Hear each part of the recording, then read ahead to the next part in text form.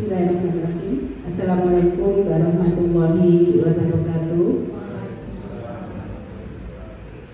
Yang berhormat Bapak Ibu Kepala Sekolah serta Ketua KKD Gugus Matematika Kecamatan Dadaran, yang kami hormati Bapak Ibu Guru SDN Gede 1, SDN Dagangan 1, Dagangan 2, dan SDN. Puji syukur kehadirat Allah Subhanahu wa Ta'ala yang telah melimpahkan rahmat sebaik-baiknya sehingga siang hari ini kita bisa bersilaturahmi dalam rangka KKD Gugus Matematika Kecamatan Dagangan dalam keadaan sehat walafiat. Selawat serta salam tetap dilimpahkan kepada junjungan kita Nabi Agung Muhammad Sallallahu Alaihi Wasallam yang senantiasa kita nanti-nantikan syafaatnya di yaumul qiyamah. Amin amin ya rabbal alamin.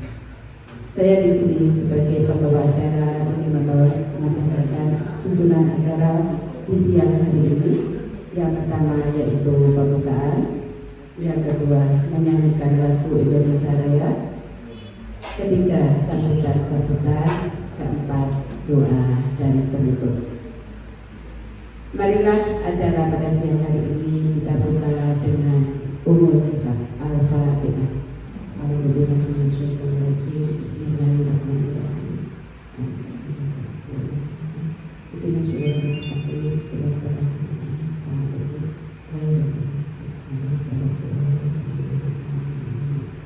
Terima kasih, mudah-mudahan dengan bacaan umum kita acara di siang hari ini berjalan dengan lancar. Amin amin ya rabbal alamin. Selanjutnya yaitu menyanyikan lagu Indonesia Raya. Kepada petugas waktu disilakan.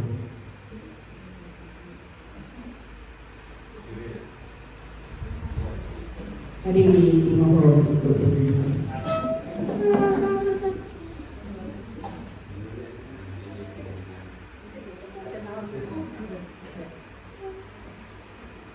hiduplah Indonesia Raya, Indonesia tanah airku, tanah tumpah darahku. Di sanalah aku berdiri, jadi pandu hidupku. Indonesia kebangsaanku, bangsa dan tanah airku. Marilah kita berseru, Indonesia bersatu. Hiduplah tanahku, hiduplah negeriku, bangsaku, rakyatku semuanya. Bangunlah jiwanya, bangunlah badannya untuk Indonesia Raya. Indonesia Raya, merdeka, merdeka, tanahku, negeriku yang ku cinta. Indonesia Raya, merdeka, merdeka, hiduplah Indonesia Raya. Indonesia Raya, merdeka, merdeka, tanahku, negeriku yang ku cinta. Indonesia Raya, merdeka, merdeka, hiduplah Indonesia Raya. Mohon duduk kembali.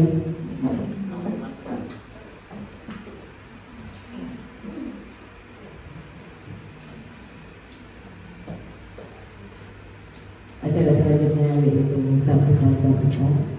Sambutan yang pertama yaitu dari Bapak Bajik Taman selaku tuan rumah.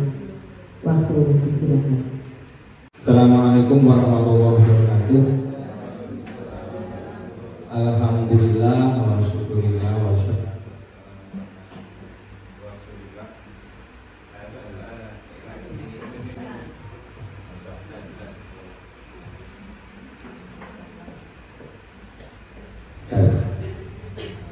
Alhamdulillah, syukurillah, wassalatu wassalamu ala rasulillah. Allahumma sholli ala sayyidina Muhammad wa ala ali sayyidina Muhammad. Amma ba'du. Yang saya hormati Bapak Ibu KS Gugus 53, yang saya hormati, yang saya banggakan, yang saya cintai, Bapak Ibu guru se-Gugus 53. Pertama, monggo baca tahmid dulu. Alhamdulillahirabbil alamin. Allahumma sholli ala sayyidina Muhammad wa ala ali sayyidina Muhammad. Semoga tetap tercurah pada baginda Nabi Muhammad sallallahu alaihi wasallam. Dengan harapan semoga kita semua mendapat syafaat Allahumma amin. Bapak Ibu para hadirin semuanya, saya sebagai tuan rumah dalam acara ini pertama menyampaikan selamat datang, welcome ke SDN Brebes, dan saya mohon maaf jika dalam menerima panjenengan semua kurang dari kata sempurna. Tapi inilah SD kami, inilah rumah kami, dan ini insya Allah surga kami. Jadi alhamdulillah kami dan teman-teman kerasan di sini. Ibu, ini waktu sudah 1 menit. Kita lanjut untuk materi inti, yaitu paparan materi yang akan disajikan oleh Bapak Khalid Hana Setrianugraha SPD. Waktu disilahkan. Sebentar, saya berbicara sedikit. Bapak Ibu, monggo kita belajar bersama mengikuti paparan ini dengan bersama, ya, bisa dipahami tentang diseminasi budaya positif yang akan dipaparkan oleh Pak Khalid. Nyantai tapi serius. Jadi kalau kita bisa kali ya harus seperti monggo. Mohon maaf Bapak Ibu, ini waktu sudah 1 menit. Kita lanjut untuk materi inti, yaitu paparan materi yang akan disajikan oleh Bapak Khalid Hana Setrianugraha SPD. Waktu disilahkan. Sebentar, saya berbicara sedikit. Bapak Ibu, monggo kita belajar bersama mengikuti paparan ini dengan bersama, ya, bisa dipahami tentang diseminasi budaya positif yang akan dipaparkan oleh Pak Khalid. Nyantai tapi serius. Jadi kalau kita bisa kali ya harus seperti monggo.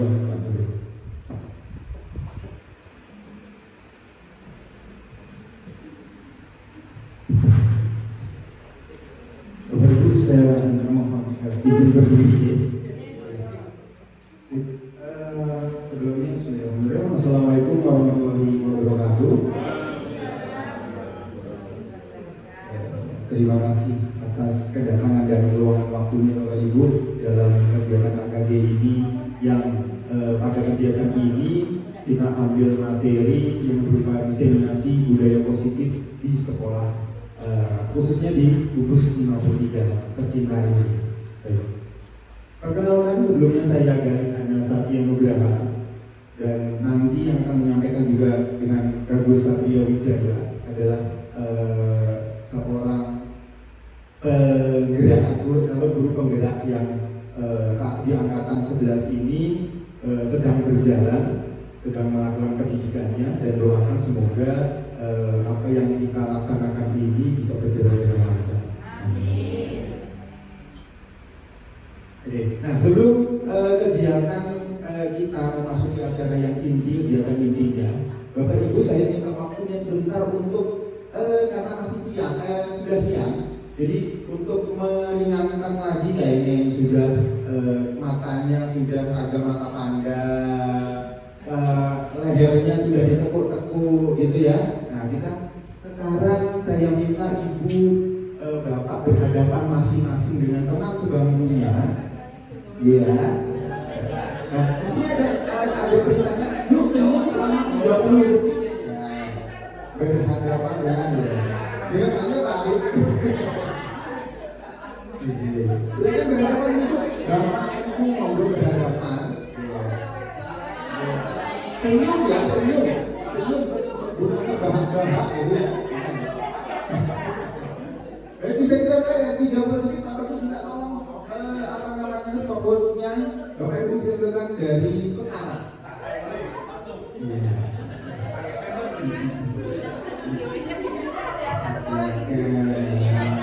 Iya silahkan kalian semua. Oke cukup Ibu Bapak. Nah sekarang saya ingin tanya, apa perasaan Ibu Ida setelah berhadapan dan senyum dengan teman sebangkunya? Monggo. Alhamdulillah. Senyum adalah ibadah yang paling ringan gitu nih. Dia baik benar gitu. Betul sekali. Jadi itulah yang dari senyum kita bisa ibadah, dari senyum juga kita bisa merelaksasi pikiran-pikiran kita, merelaksasi perasaan kita yang sebelumnya. Nah, siang-siang gitu. Ya, belajar gitu ya. Satu-satu lagi lah gitu. Jadi bisa merelaksasi pikiran dan perasaan kita. Oke, lanjut Pak Bagus.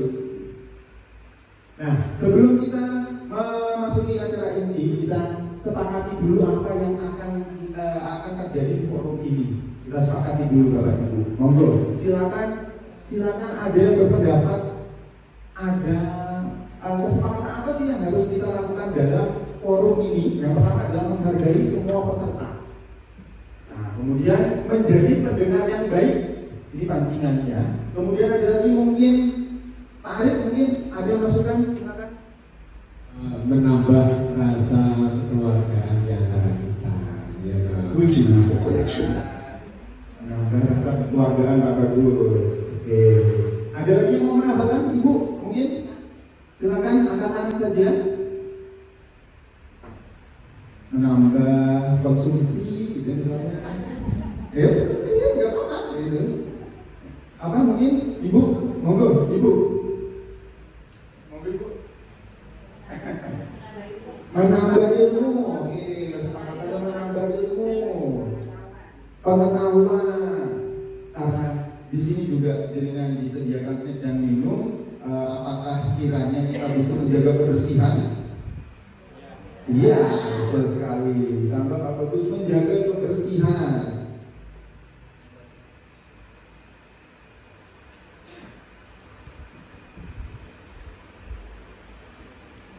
Oke, cukup ya 5. Bisa kita sepakati bersama. Menghargai semua peserta, menjadi pendengar yang baik, menambah rasa kekeluargaan, menambah ilmu dan menjaga kebersihan. Oke, next Pak Bagus.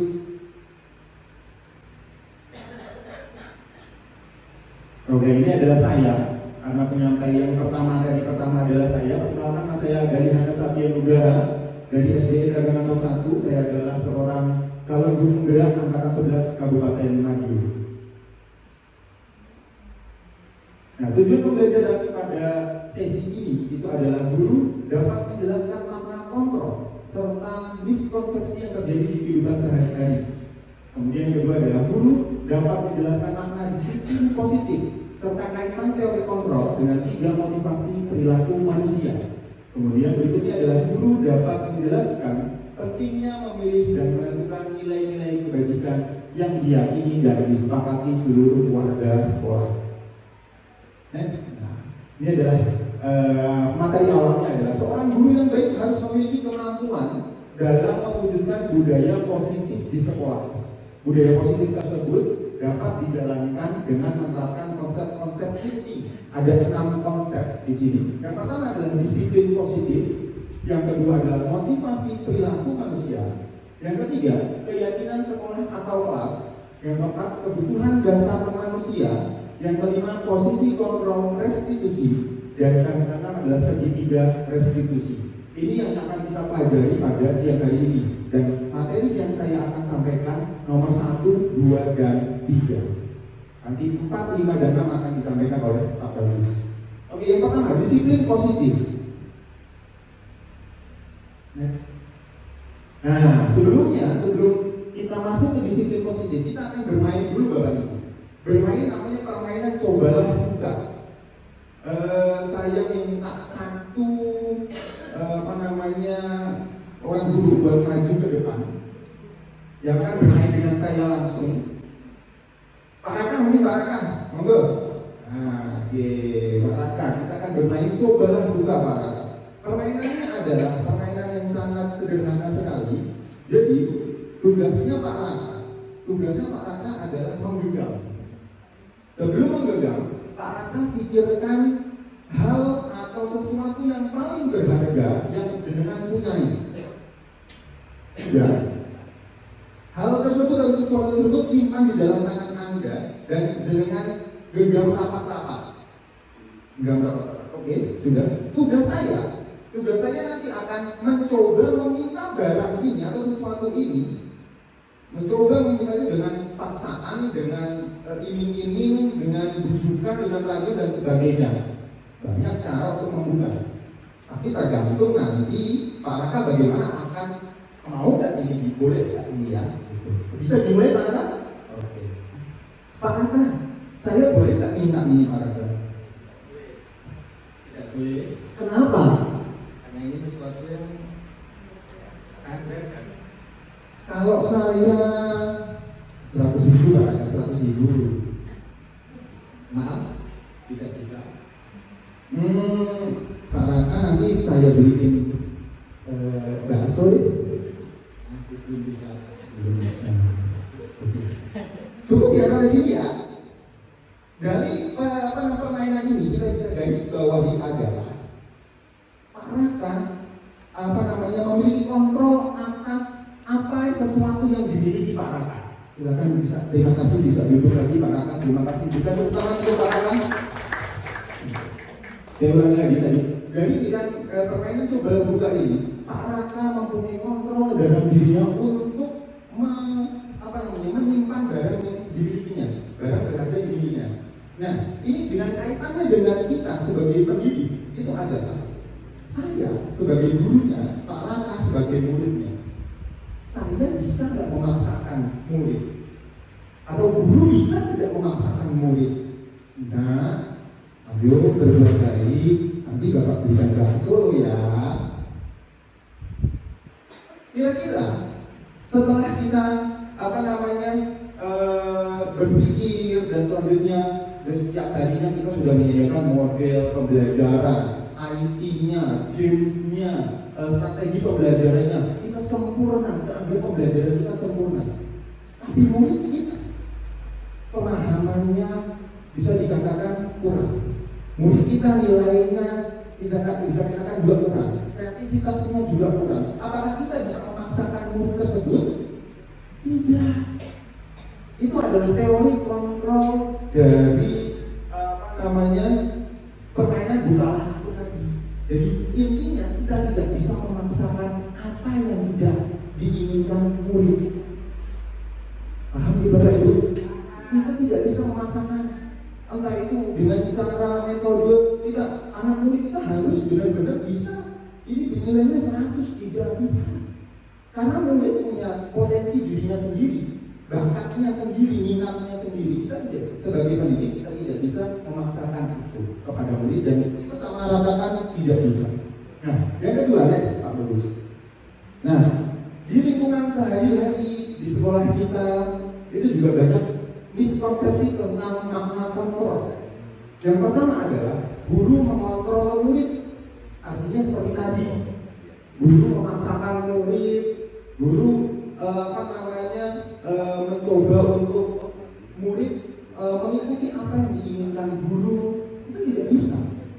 Dan sedangkan itu terjadi di sekolah kita. Dan ketika saya belajar ini, itu saya merasa sangat berdosa ketika sudah saya lakukan, terus kemudian saya baru sadar ketika belajar ini. gitu. Dan mudah-mudahan ini juga bisa menjadi pencerahan Bapak Ibu semuanya.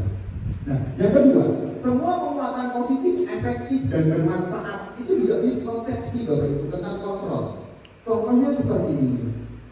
Jadi ada anak-anak bertengkar, Pak, si A dan si B bertengkar Pak. Bapak Ibu guru, Bapak atau Ibu gurunya datang nih. Ayo minta maaf. Itu adalah penguatan positif memang minta maaf. Tapi itu ternyata itu adalah miskonsepsi dari kontrol tadi. Minta maaf datangnya dari si guru tadi, bukan dari si anak A atau B tadi. Nah, jadi disiplin positif itu adalah menumbuhkan rasa kesadaran dan inisiatif dari murid untuk bisa berperilaku dari dirinya sendiri, lebih baik dari dirinya sendiri. Seperti itu. Itu penguatan positif dan efektif yang bermanfaat. Ayo minta maaf. Ternyata si murid lagi ya tanpa ada guru minta maaf, jadi dia akan minta maaf karena tidak timbul dari dirinya sendiri. Seperti itu. Kemudian kritik dan membuat orang merasa bersalah dapat menguatkan karakter.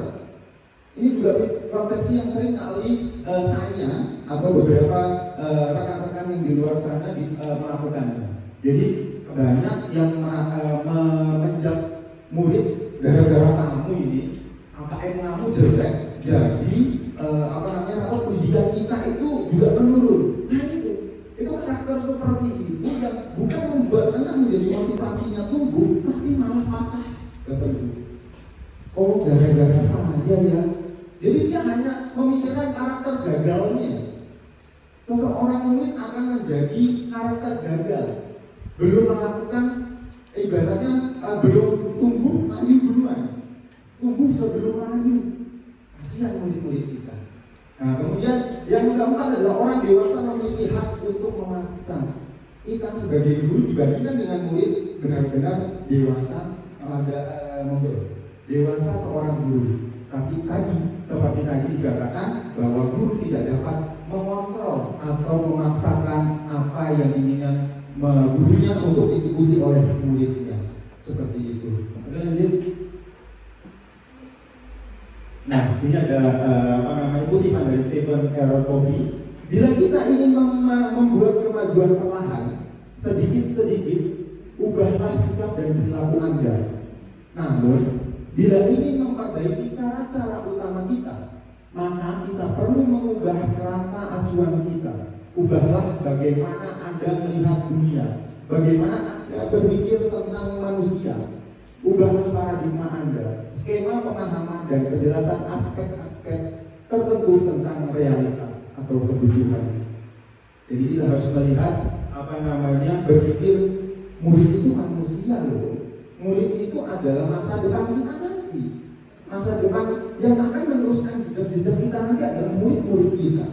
Apabila kita menanamkan rasa-rasa seperti tadi, kekerasan, paksaan dan sebagainya, apakah nantinya masa depannya akan bisa membentuk masa depan yang cemerlang? Pertanyaannya seperti itu. Itu ya Bapak Ibu ya. Jadi kita harus memanusiakan manusia. Murid adalah manusia. Murid punya potensinya masing-masing. Murid tidak bisa dipaksakan. Gak apa-apa murid nilainya jelek di bagian A, tapi ada bagian B yang bagus kok. Gitu. Tidak bisa memaksakan murid. Jadi pembelajaran tidak bisa disamaratakan. Tidak bisa harus ini, semua harus bisa. Matematika itu termasuk paksaan. Tidak bisa seperti itu. Lanjut. Nah, ini di sini adalah makna disiplin. Menurut jenengan, ada kata-kata disiplin yang terdengar di telinga jenengan. Apa sih pemikiran disiplin menurut jenengan? Apa disiplin yang menurut jenengan? Menurut jenengan disiplin itu yang bagaimana? Tepat waktu. Arif, dia yang ketat saja. Menurut saya disiplin itu bisa jadi yang pertama tepat waktu, yang kedua sesuai dengan porsinya, yang ketiga mengikuti aturan yang berlaku. Baik, terima kasih. Tepuk tangan Bapak Arif dan Ibu Fitri. Nah, ini kita luruskan. Disiplin, kebanyakan orang menggunakan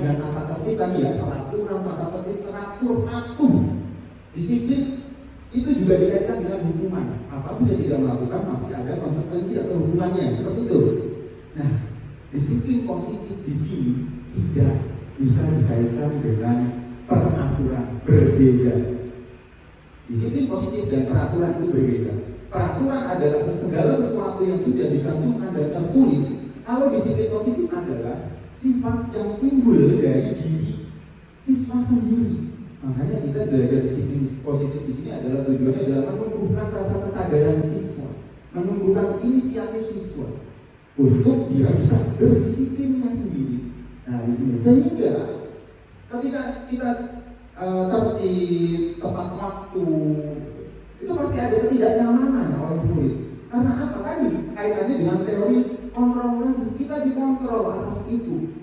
Namun apabila kita anak murid kita sudah mempunyai rasa yang sudah tertanam di dalam dirinya atau disiplin, nah itu akan berjalan dengan sendirinya.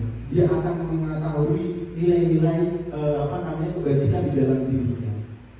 Ya, ada inisiatif, ada kesadaran. Tidak lagi kita murid kita bukan remote control, Bapak Ibu, yang bisa kita arahkan belok kanan atau belok kiri, maju atau mundur, itu tidak bisa. Seperti itulah disiplin positif. Tidak ada hukuman, tidak dari sesuatu yang dilakukan dengan hati itu pasti nyaman sekali. Itu adalah disiplin positif. Tujuannya adalah ke depannya ketika itu sudah tumbuh, nanti anak-anak dapat secara mandiri. Tidak ada lagi peraturan-peraturan yang mengekang. Nanti kita akan pelajari di keyakinan kelas. Lanjut. Nah, disiplin diri mempelajari bagaimana cara kita mengontrol diri dan bagaimana menguasai diri untuk memilih tindakan. Setelah itu tumbuh dalam diri anak, ketika anak mau telat, anak pasti akan berpikir, apakah ini tindakan yang baik ya buat aku ya? Bagaimana aku ini nanti ketika aku telat? Jadi bukan karena hukumannya, tapi karena sudah tertanam dalam dirinya. Dia mempunyai nilai-nilai tersebut. Seperti itu. Dan mengacu pada nilai-nilai yang kita hargai agar tercapai tujuan mulia. Seperti itu. Next, Pak Bagus. Nah, nilai-nilai kebajikan universal itu adalah sifat-sifat positif manusia yang merupakan tujuan mulia yang ingin dicapai setiap individu. Dalam dunia pendidikan sudah dijelaskan dan tertulis dan sebagai tujuan pelajar itu adalah profil pelajar Pancasila, yaitu ada 6 dimensi. Yang pertama, beriman bertakwa kepada Tuhan Yang Maha Esa dan berakhlak mulia, kemudian mandiri, berkebinekaan global, bergotong royong, kreatif dan bernalar kritis. Jadi diharapkan anak-anak mampu menumbuhkan sifat-sifat itu di dalam dirinya tanpa ada paksaan dari guru atau sekolah bahkan. Karena guru hanya menuntun, Bapak Ibu. Guru adalah seorang penuntun, seperti yang dikatakan Jaja Dewantara. Guru hanya menuntun kodratnya anak, kodrat alam dan kodrat zaman. Kodratnya anak, kodrat alam itu adalah berupa potensi karakternya anak kita tuntun. Kemudian zamannya sesuai zaman, kita mengajar sesuai zaman IT. Kemudian kita juga belajar tentang karakter di zaman tersebut. Kita hanya menuntun, Bapak Ibu, tidak bisa membentuk anak, tidak bisa. Anak sudah terbentuk dari lahir juga bawaan. Tinggal kita bagaimana menuntun itu supaya berjalan dengan lurus seperti semestinya. Tugas kita hanya itu. Nah, di profil Pancasila ini ada 6 dimensi yang menjadi pokok kita, tujuan kita sebagai pendidik. Kemudian lanjut. Nah, motivasi perilaku manusia. Nah, dalam kesehariannya ada 3 perilaku motivasi perilaku manusia. Manusia melakukan sesuatu itu pasti ada motivasinya. Yang pertama adalah untuk menghindari ketidaknyamanan atau hukuman. Nah, ini tadi seperti tata tertib tadi. Anak-anak berangkat tepat waktu karena takut dihukum, atau bapak ibu guru datang tepat waktu karena takut dihukum kepala sekolah. Itu ketidaknyamanan pasti, karena belum tumbuh dari dalam dirinya. Dia tidak bisa merasakan akan jadi apa ya aku kelak itu, akan jadi seorang yang bagaimana aku kelak kalau aku kelak di mata murid-muridku gitu. Kalau murid bagaimana aku akan jadi di mata teman-temanku kalau kelak itu kalau sudah tertanam atau menunjukkan kesadaran dan inisiatifnya. Yang kedua, mendapatkan imbalan atau penghargaan dari orang lain. Itu pasti akan termotivasi orang-orang melakukan itu. Contohnya, kamu bisa perkalian dapat bintang permen. Ya. Motivasinya bisa karena ada imbalannya. Kalau kita coba di lain waktu tidak ada imbalan, belum tentu anak itu akan bisa karena tidak ada motivasi di dalam dirinya. Anak kan hanya tergantung pada guru karena imbalannya. Jadi ini juga tidak baik kita lakukan kepada murid. Penghargaan boleh, penghargaan secara verbal saja, secara sederhana, misalnya kamu hebat, kamu keren, terima kasih ya. Itu adalah penghargaan yang verbal yang menumbuhkan motivasi, malah menumbuhkan motivasi. Kalau memberikan segala sesuatu, imbalan dan sebagainya akan membuat karakternya menjadi berlaku tangan kepada guru tersebut. Seperti itu. Kemudian yang ketiga, untuk menjadi orang yang mereka inginkan dan menghargai diri sendiri dan nilai-nilai yang mereka percaya. Inilah motivasi seorang yang disiplin positif. Dia menjadi orang yang mereka inginkan dari dalam dirinya. Dia mempunyai kesadaran dan inisiatif dari dalam dirinya, menghargai nilai-nilai dalam dirinya. Oh, bagaimana ya kalau aku tidak mengerjakan PR, aku akan menjadi seorang yang seperti apa? Apakah aku seorang pemalas? Nah, itu akan kata-kata pikiran-pikiran itu akan muncul di benaknya siswa. Kalau disiplin positif juga masuk ke dalam kesadaran dan inisiatifnya. Lanjut. Nah, keyakinan kelas dalam menumbuhkan disiplin positif kita juga harus membentuk keyakinan kelas atau sekolah. Saya yakin Bapak Ibu semuanya di sekolah atau di kelasnya sudah punya keyakinan dengan murid-muridnya, sudah punya untuk memulai pembelajaran di tahun ajaran baru, tapi sudah semuanya rata-rata sudah membentuk keyakinan kelas. Tapi apa yang harus kita lakukan untuk melakukan atau membuat keyakinan kelas? Yang pertama adalah nilai-nilai kebajikan, menekankan pada keyakinan seseorang akan lebih termotivasi seseorang dari dalam. Jadi keyakinan kelas itu adalah nilai-nilai yang dipunyai oleh mereka murid kita. Bukan berarti tidak lagi keyakinan kelas itu membuang sampah pada tempatnya. Itu secara kalimat itu bagus, tapi nilainya tidak ada. Itu sebagai peraturan. Nilainya apa? Nilainya yang tergantung itu bisa saja menjaga kebersihan. Tidak hanya sampah yang dibuang, tapi semua yang tidak hanya dirapikan, semua dibersihkan, itu menjaga kebersihan. Jadi nilai-nilainya yang terkandung. Jadi tanamkan nilai-nilai itu kepada murid sehingga nilai-nilai itu dapat termotivasi dari dalam dirinya, sehingga ketika murid-murid menjalankannya, murid-murid menjalankannya dengan nyaman. Oh, aku punya nilai ini loh, menjaga kebersihan. Jadi tidak lagi sebagai peraturan membuang sampah pada tempatnya. Next. Jadi bukan sebuah peraturan tanpa makna yang tadi hanya dilakukan dan tidak dilakukan dapat hukuman. Seperti itu. Nah, caranya untuk membentuk keyakinan kelas atau keyakinan sekolah itu yang pertama adalah semua warga kelas hendaknya ikut berkontribusi dalam pembuatan keyakinan lewat kegiatan curah pendapat. Jadi biarkan anak-anak mencurahkan pendapatnya. Pasti kalimat-kalimatnya akan berbagai macam, ada yang negatif, ada yang positif dan sebagainya. Nanti tugas guru adalah mengubah kalimat-kalimat itu menjadi kalimat positif. Dibiarkan anak-anak mengekspor kalimat-kalimat yang mereka utarakan, pendapat-pendapatnya, kita tampung semuanya. Karena itu adalah bisa menjadi tumbuhnya nilai-nilai di dalam dirinya. Seperti itu. Kemudian keyakinan kelas bersifat lebih abstrak daripada peraturan dan dibuat dalam bentuk positif. Kenapa abstrak? Abstrak karena adanya di pikiran dan di hatinya anak-anak. Jadi dari motivasi tadi, keyakinan kelas tadi, nilai-nilainya sudah terkandung di dalam pikiran dan hatinya anak-anak.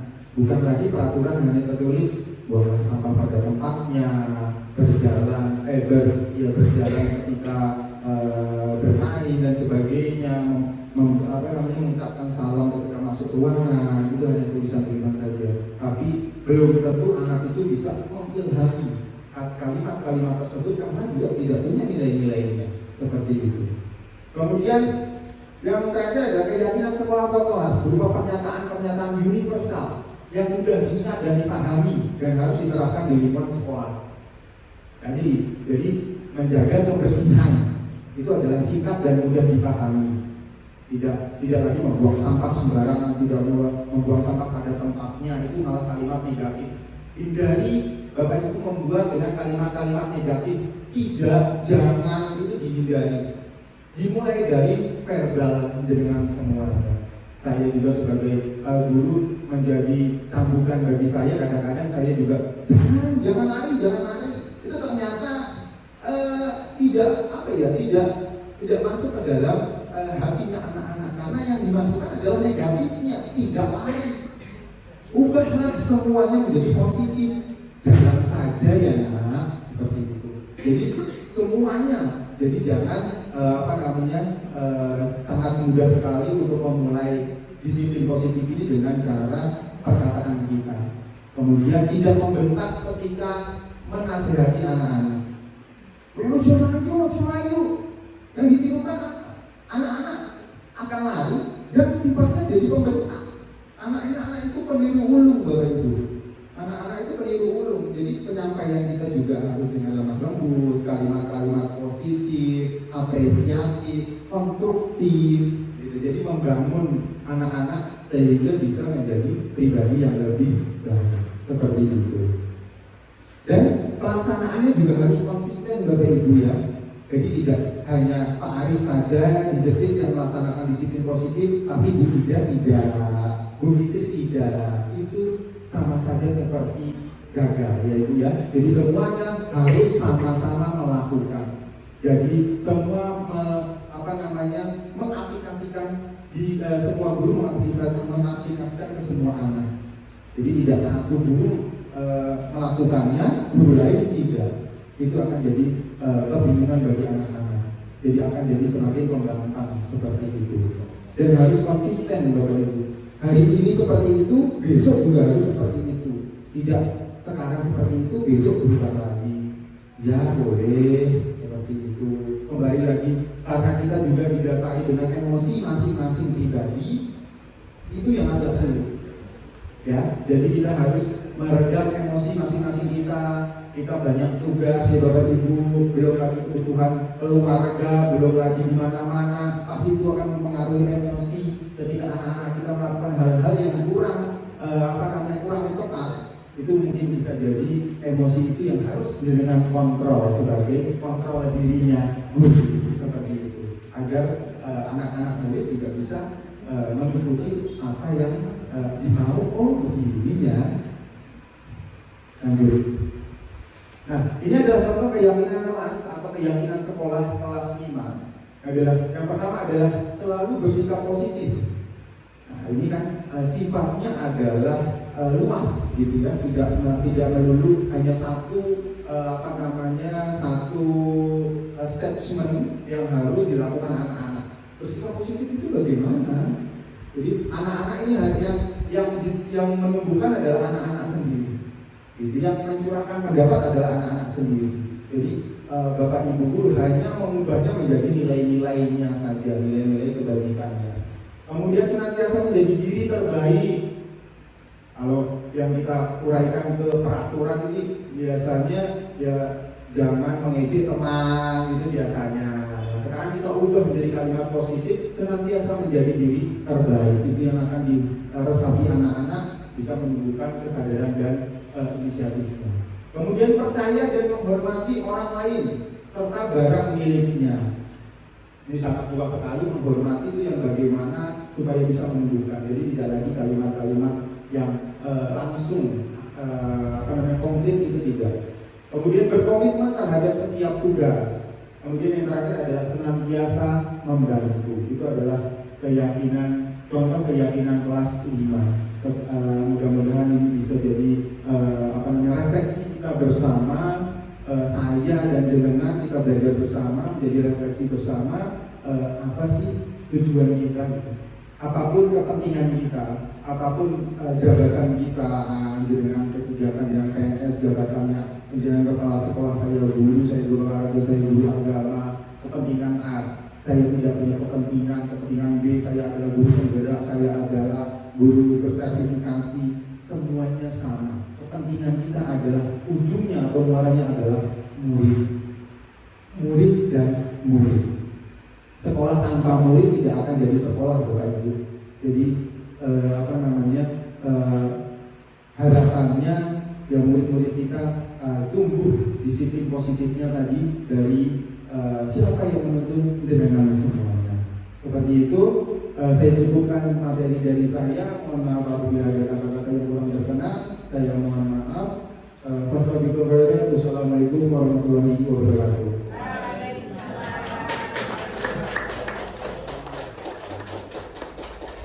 Selanjutnya materi akan dilanjutkan oleh Bapak Bagus Satrio Wijaya. Kepada Bapak Bagus dipersilakan.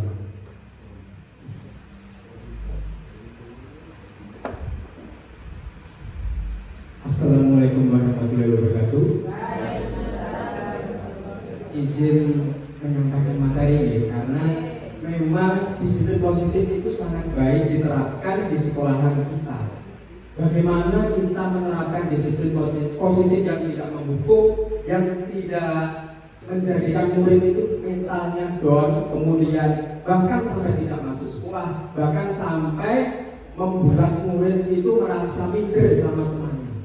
Jadi disiplin positif itu kita harus bersama-sama membangun lingkungannya yang baik, disiplin yang positif untuk murid, karena pembelajaran itu berpihak pada murid, Bapak Ibu. Jadi karena murid itu sangat luar biasa karakternya, karakteristiknya sangat berbeda-beda. Bapak Ibu, sebelum melanjutkan materi ini, kayaknya sudah siang, terus banyak yang menguap gitu. Berhubung nggak ada kopi ya, kalau nggak ada kopi kita es breaking dulu Bapak Ibu. Nah, kira-kira Pak Bagus, saya ingin mohon maaf izin besoknya umur saya ya, umur masih muda dan bukan menggurui. Di sini saya bukan menggurui, melainkan kita sharing. Saya juga ingin tahu ilmu atau pengalaman dari panjenengan. Saya juga ingin sharing ilmu yang saya dapat. Seperti itu Bapak Ibu. Jadi tidak ada perbedaan di sini. Kita sama. Nah, kita SBK terlebih dahulu. Oke, Bapak Ibu. Dua-dua kita punya pasangan dua-dua di tiap bangku. Nah, Bapak Ibu.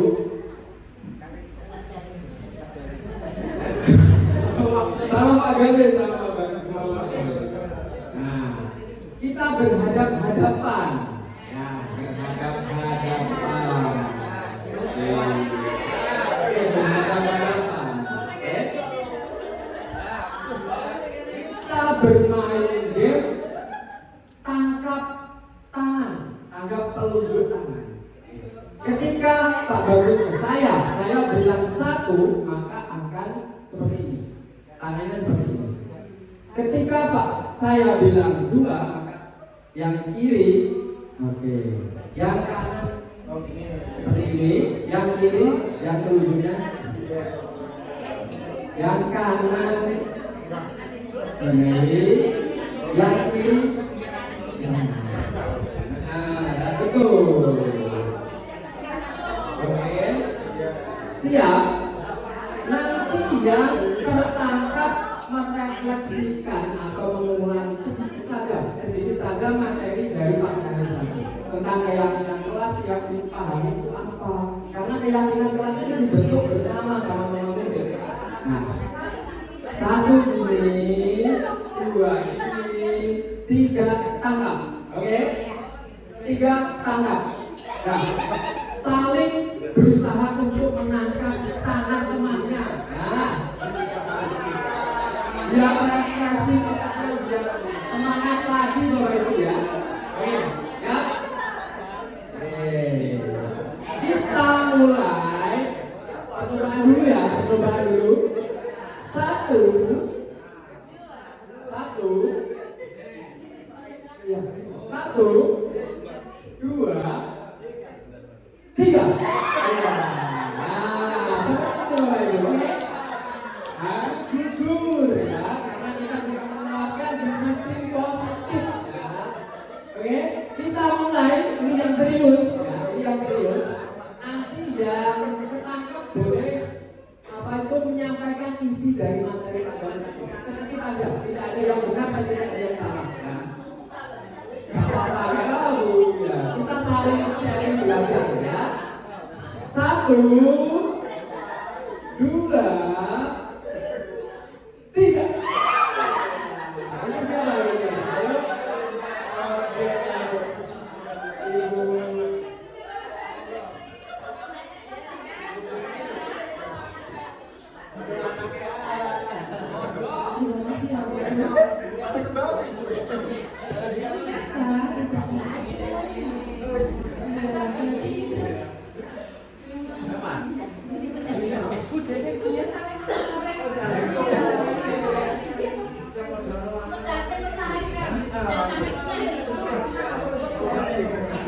Merefleksikan keyakinan kerasnya tentang materi yang disampaikan Pak Galih tadi. Sedikit saja yang panjenengan nyantol sedikit.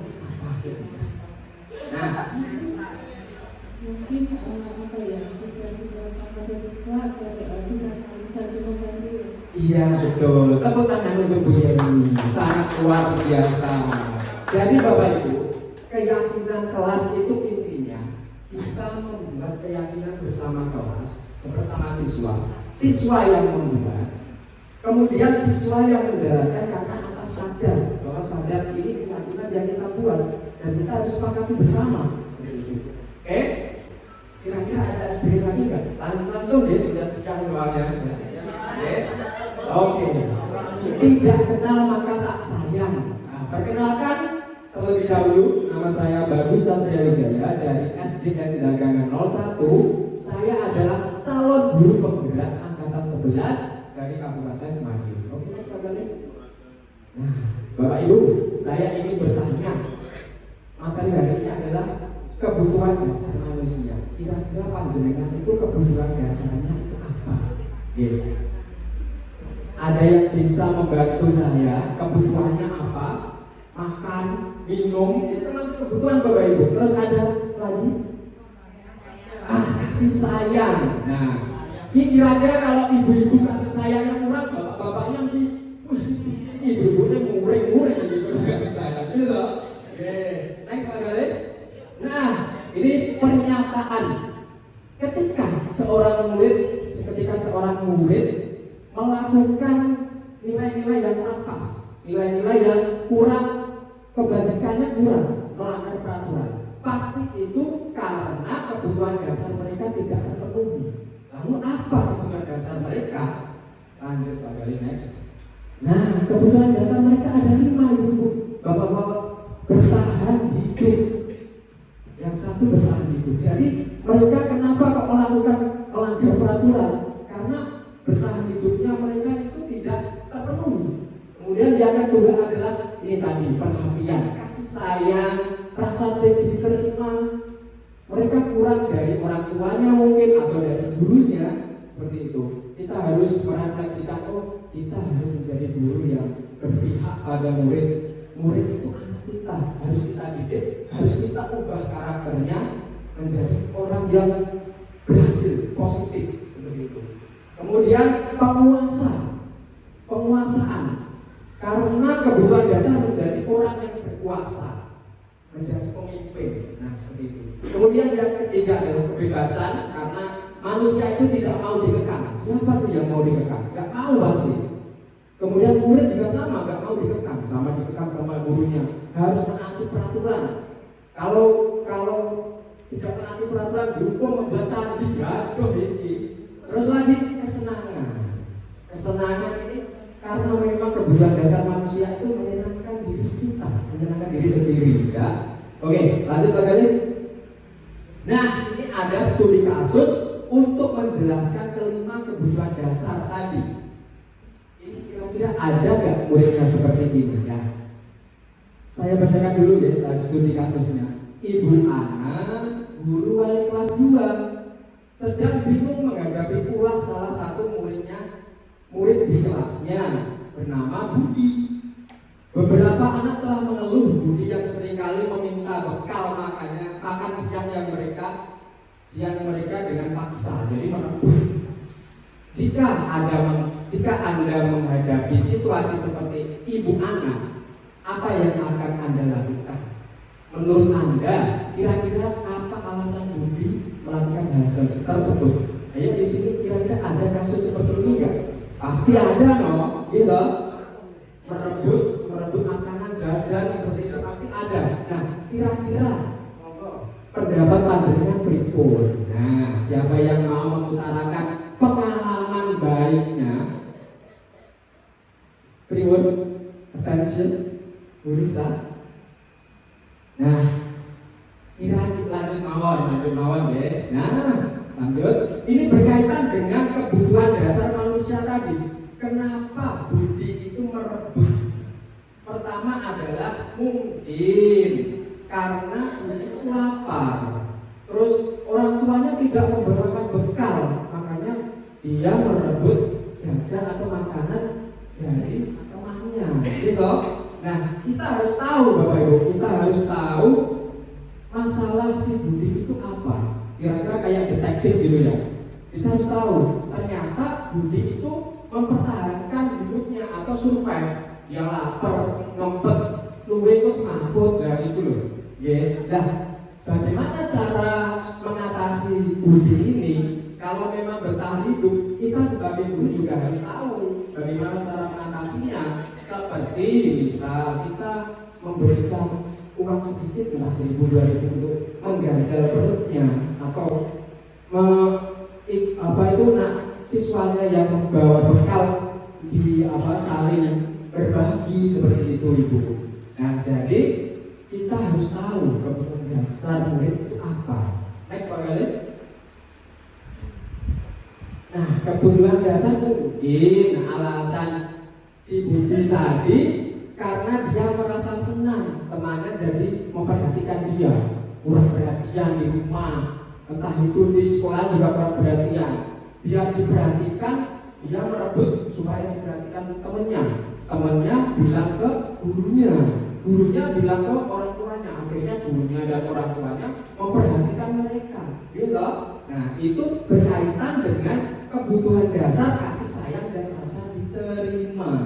Itu kita harus juga tahu kebutuhan dasar anak itu apa dan bagaimana cara mengatasinya.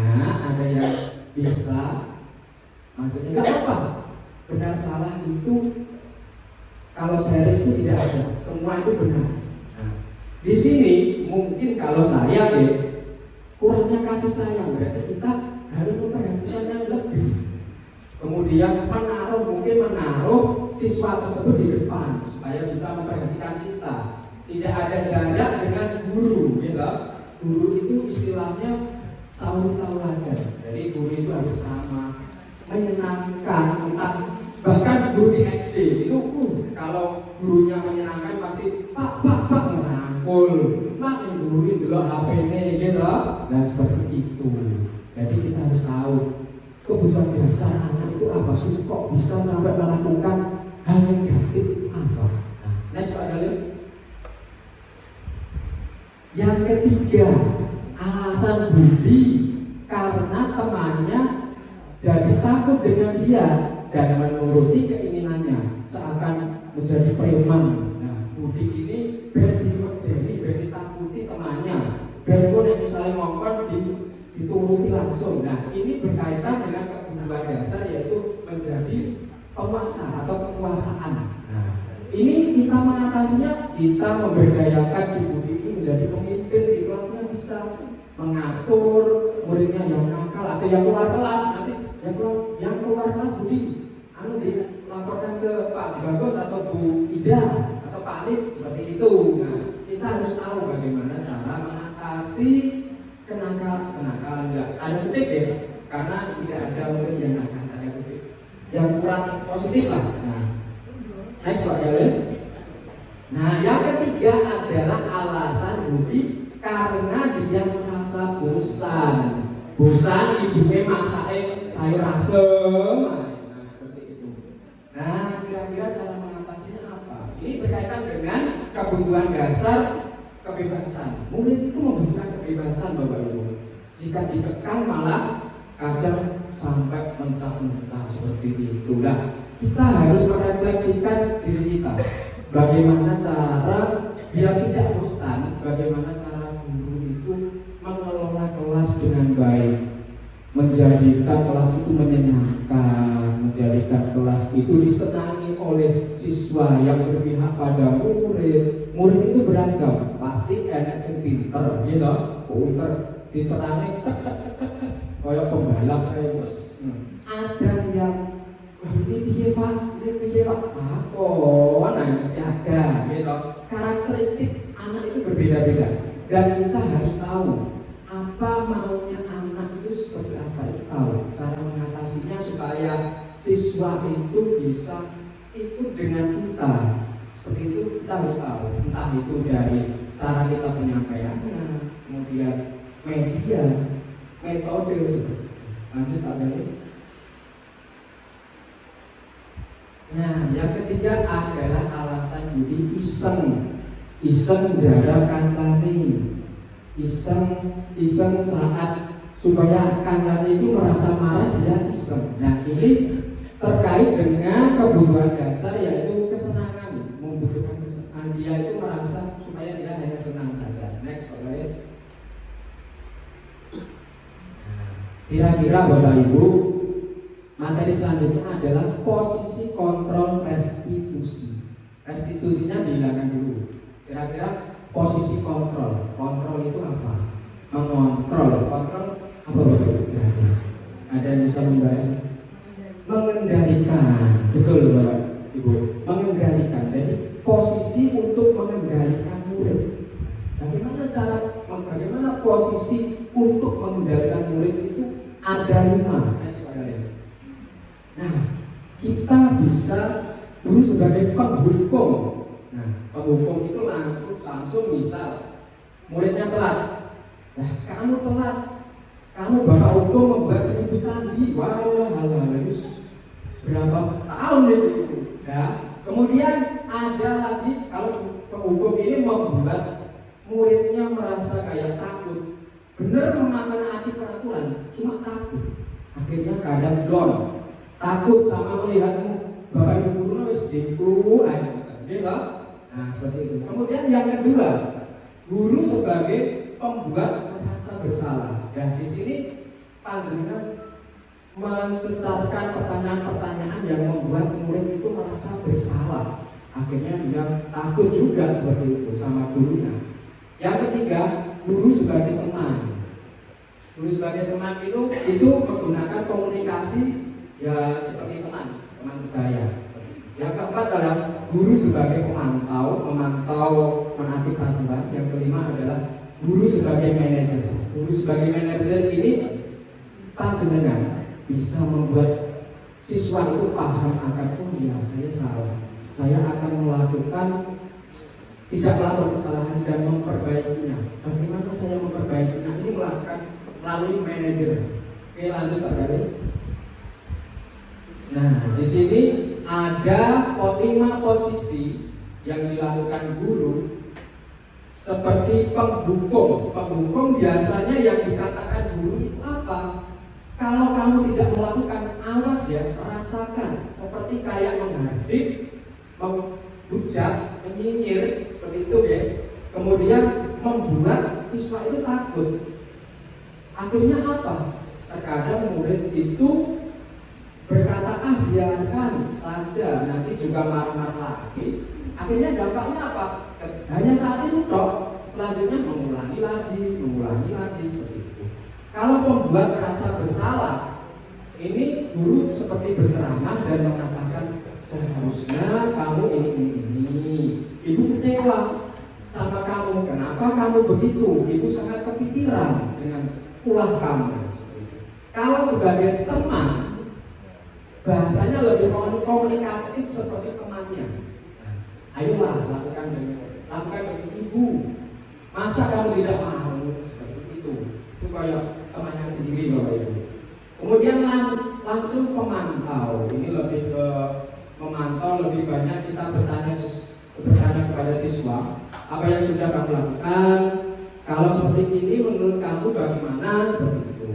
Nah, yang terakhir adalah manajerial. Nah, manajerial itu bahasanya lebih lembut, lebih halus, lebih mudah dipahami murid, lebih mudah diterima. Begitu. Apa yang kita yakini?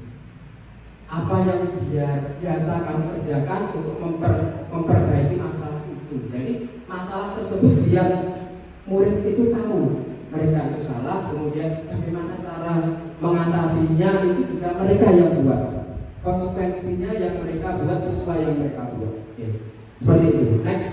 Nah, dari kelima posisi ini yang paling ideal, yang paling sesuai dengan kebutuhan murid menurut modul 1.4 CDP itu adalah manajerial, manager. Nah, jadi kita berposisi sebagai manajer. Nah, dalam penerapan manajerial ini ada tahapan-tahapannya, ada 3 tahapan restitusi. Lanjut Pak Boleh. Next.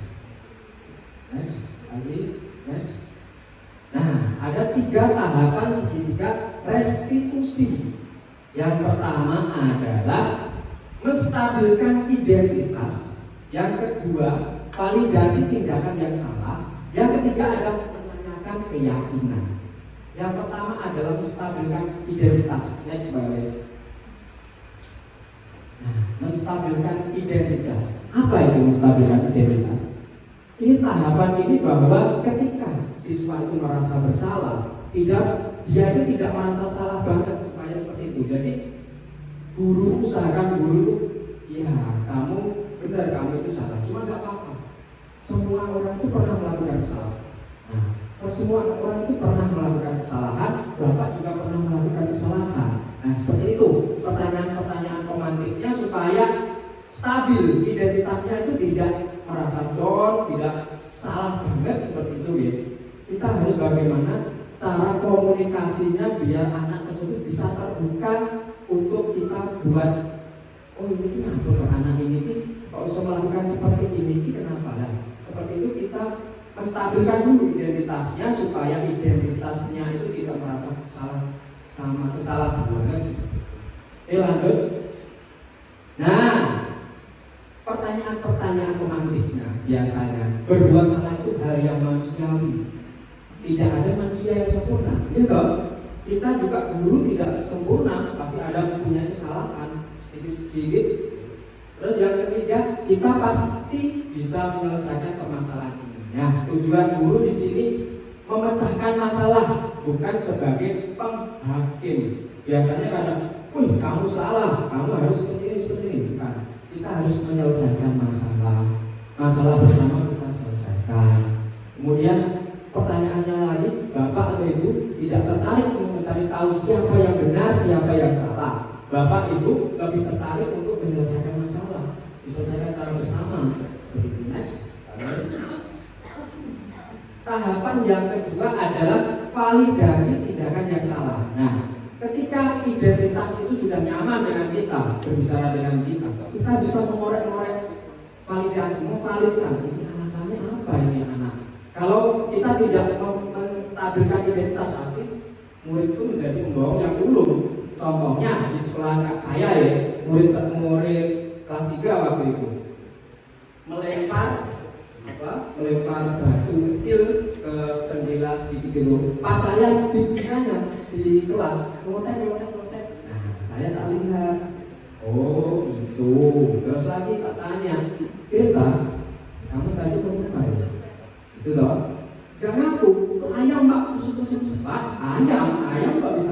melempar. Nah, kemudian ya sedikit pembohong lah guru mengorek-orek kita waktu nggak jujur ya. Kemudian tadi Pak Barus tanya lagi pas istirahat. Kita tadi di sana ada CCTV. Ada CCTV, ada ketahuan Pak Barus lihat ini. Akhirnya ngaku, oh iya Pak, itu saya, maaf ya seperti itu. Jadi tahapan 3 ini sangat penting kalau memang kalau kita langsung menghujani bertanya langsung, siswa itu akan menjadi pembohong yang dulu. Bagaimana cara mencari alasan-alasan yang luar biasa tidak masuk akalnya. Ayam berlarian bisa melempari batu, ya tuh. Nah di sini kita harus tahu alasan atau validasi, harus memvalidasi siswa tersebut kok bisa melakukan, misal si Budi tadi meminta makanan tadi nyampur. Kita harus mengorek-orek di validasi ini. Biasanya pertanyaannya, kamu pasti punya alasan mengapa melakukan ini. Apa yang penting bagi kamu? Kamu boleh tepat berusaha menjaga sikap itu, tapi tambahkan sikap yang lain yang baru. Next kali. Setelah memvalidkan, oh ternyata kesalahannya ini. Nah, kita tahapan ketiga institusi itu yaitu menanyakan keyakinan. Dalam menanyakan keyakinan ini, bagaimana siswa yang salah tadi, yang kurang baik tadi, bisa memperbaiki dirinya, melakukan perbuatan yang baik, entah itu minta maaf, tidak mengulanginya lagi, melalui menanyakan keyakinan atau membuat keyakinannya sendiri. Pak, saya tidak, maaf Pak, saya tidak mengulanginya lagi. Saya akan, ketika contohnya murid mencontek ya, saya tidak mengulanginya lagi, saya tidak akan mencontek. Saya ketika materi tidak paham, saya akan bertanya kepada Bapak. Kemudian saya akan belajar lagi dengan dia. Nah, dia sadar bahwa mencontek itu tidak baik. Mencontek itu hal yang kurang diterima, hal yang kurang baik. Akhirnya mereka tahu, sadar, bergerak dirinya bahwa dirinya itu salah dan bisa membenahi dirinya sendiri dengan sadar, ya. Tidak ditekan dirinya dan sadar. Seperti itu. Kan Pak David? Nah, pertanyaannya biasanya apa nilai yang kita percaya di kelas kita? Seperti membuat keyakinan tadi, kita tidak boleh membuat sampah, tidak harus menjaga kebersihan kelas dan lain sebagainya. Kemudian nilai-nilai apa yang telah kita sepakati? Kemudian kelas yang ideal itu seperti apa sih? Lanjut next Pak David. Nah, ada studi kasus ya Bapak Ibu. Nah, ini kita bisa belajar bersama di studi kasus di web sebelah itu. Nah, ini ada kasus yang luar biasa. Ya. Saya bacakan nanti panjenengan analisa ini masuk posisi apa, entah itu penghukum, pemantau, manajerial atau yang lain. Sabrina hari itu bangun terlambat dan terburu-buru sampai di sekolahan. Dia pun akhirnya sampai di gerbang sekolahan, tapi baru menyadari kalau tidak menggunakan sepatu hitam seperti tertera di peraturan sekolah. Di depan pintu kelas, Bapak Ahmad memperhatikan sepatu Sabrina yang berwarna coklat. Sabrina berusaha menjelaskan bahwa dia terburu-buru dan salah menggunakan sepatu. Berarti sepatunya terburu-buru, salah mengambil sepatu. Nah, Pak Ahmad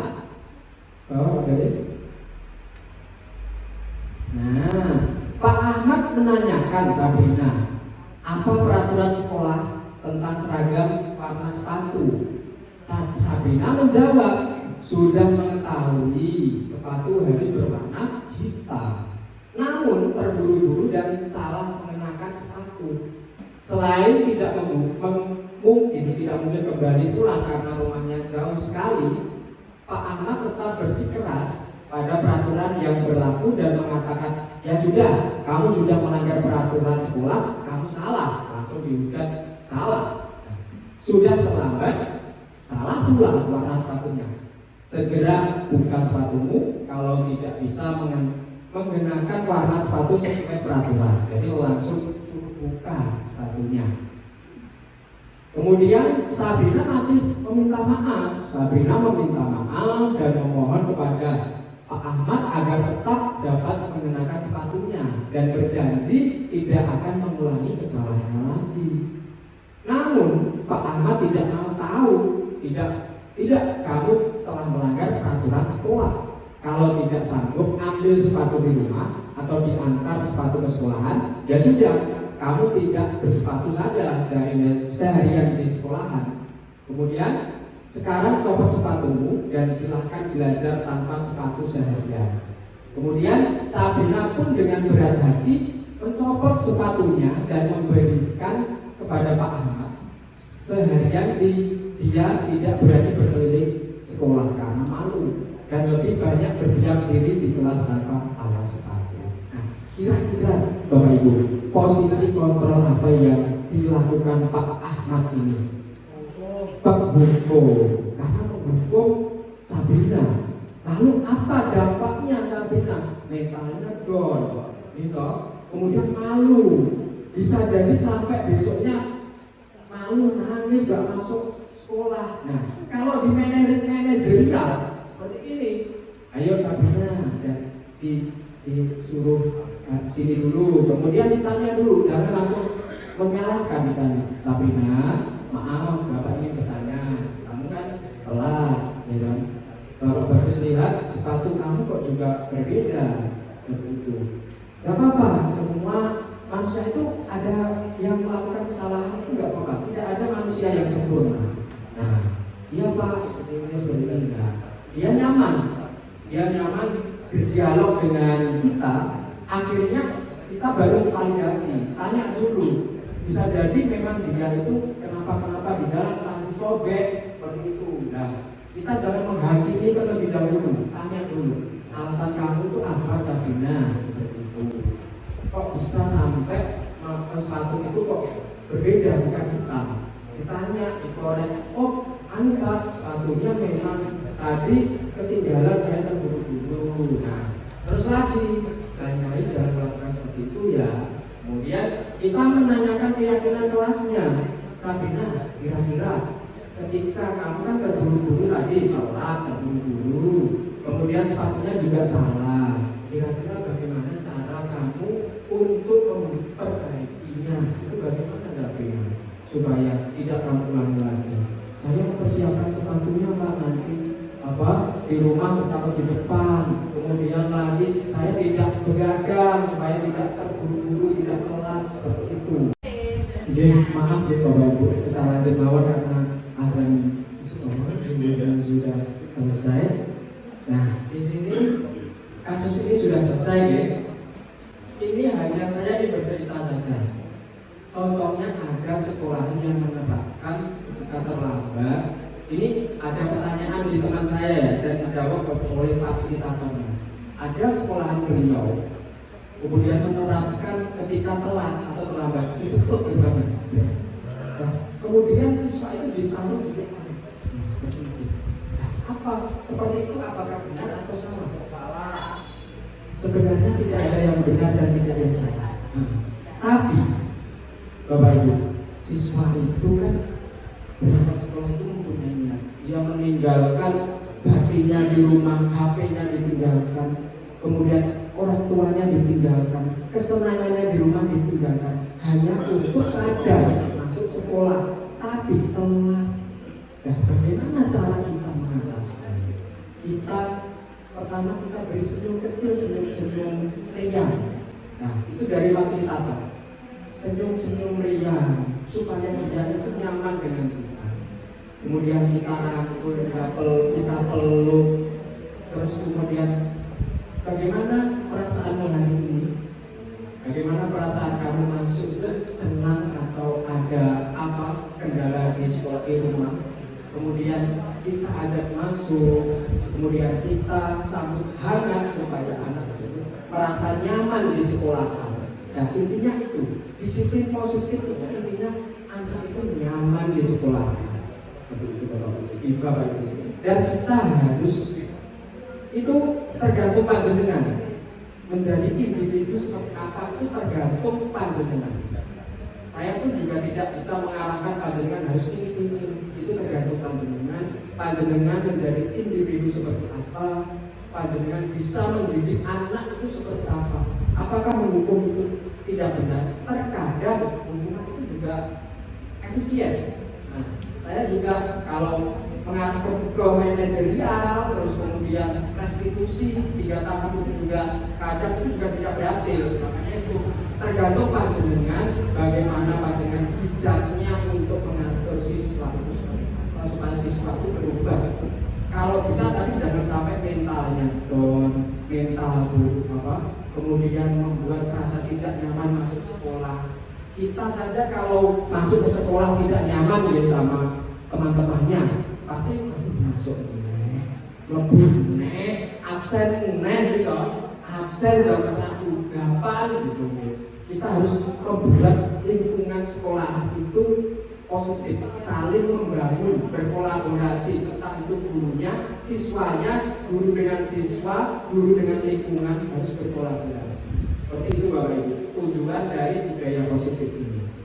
Mungkin hanya itu yang bisa kami, Pak Gali dan saya sampaikan. Ada sesi tanya jawab Pak Gali. Sudah siang nanti. Monggo kalau ada, kalau nggak ada ya. Nah seperti itu. Monggo. Ye Bu.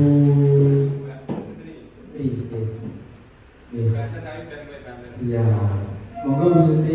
Terima kasih sebelumnya. Assalamualaikum warahmatullahi wabarakatuh. Waalaikumsalam warahmatullahi wabarakatuh. Terima kasih atas pemaparan yang luar biasa. Semoga bermanfaat untuk kita semua. Tapi ada satu hal yang cukup menggelitik untuk saya sendiri terkait dengan tadi ketika kesepakatan kelas, kesepakatan sekolah itu diupayakan bentuk abstrak. Betul seperti itu tadi. Untuk kesepakatan sekolah tadi berupa nilai yang abstrak, betul. Bukan bertanya, sharing saja kita saling itu. Nah, sedangkan sepemahaman saya bahwa anak usia SD itu berada di tahapan obrolan konkret kalau tidak salah, di mana tugas kita sebagai guru sekolah dasar itu adalah mengantarkan materi-materi yang bersifat abstrak itu menjadi konkret di mata mereka. Nah, seperti ini kan akhirnya menjadi paradoks. Seperti itu hanya mungkin kebingungan saya saja ketika kita harus berjuang. Katanya sekarang anak-anak itu sebagai pusat pembelajar di mana mereka inquire sendiri bikin demo knowledge itu pengetahuannya itu dibangun sendiri, kita yang memfasilitasi, bukan kita menjelaskan teori lagi. Nah, sedangkan di sisi lain kita harus menjadikan itu sebagai sesuatu yang abstrak. Jadi kan seperti itu kebalikan. Terima kasih. Wassalamualaikum warahmatullahi wabarakatuh.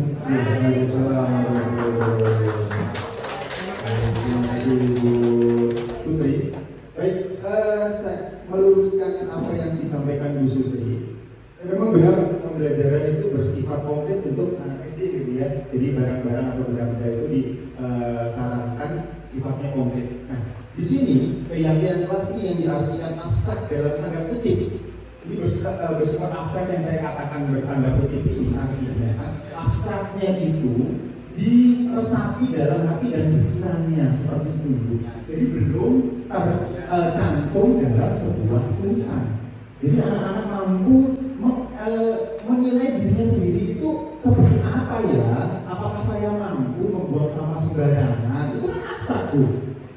Jadi dia masih bisa berangan-angan nilai-nilai dalam dirinya itu apakah bisa diyakini sendiri gitu loh. Sebelum dia meyakini sepakat semua kelas, dia meyakini dirinya sendiri dulu. Saya nanti bisa menjaga kebersihan atau tidak?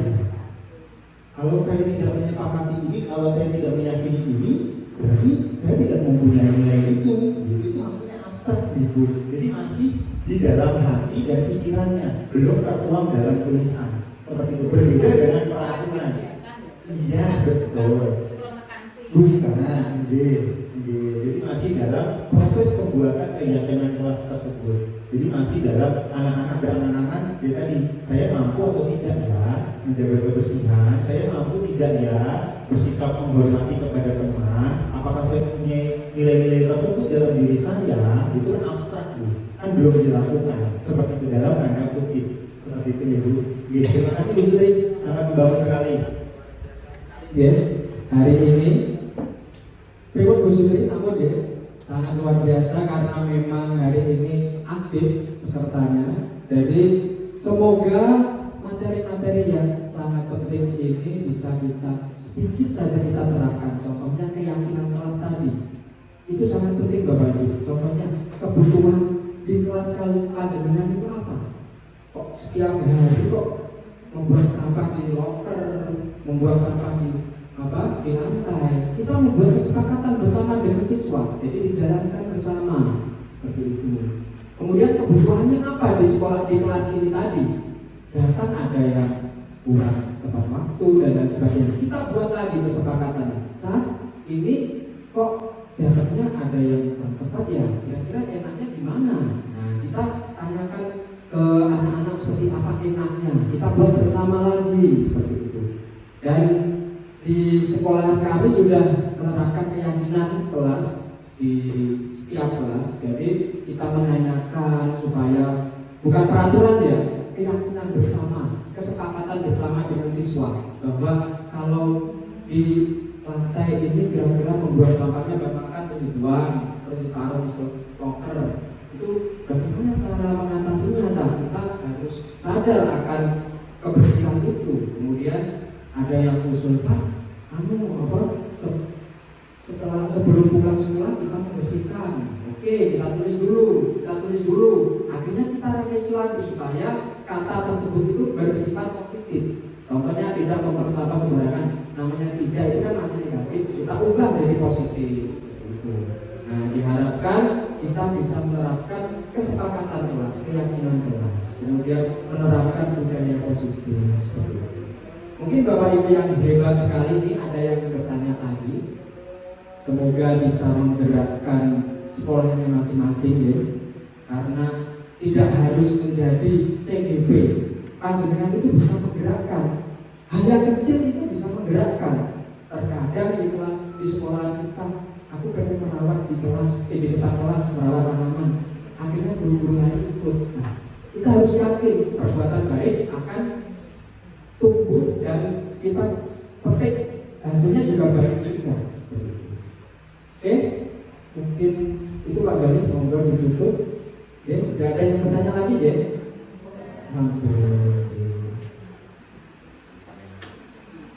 Sekali lagi tepuk tangan untuk Bapak Ibu guru hebat untuk semuanya juga. Alhamdulillah kita sudah belajar bersama di sini dan semoga ilmu ini bermanfaat dan bisa menjadi refleksi kita demi anak didik kita.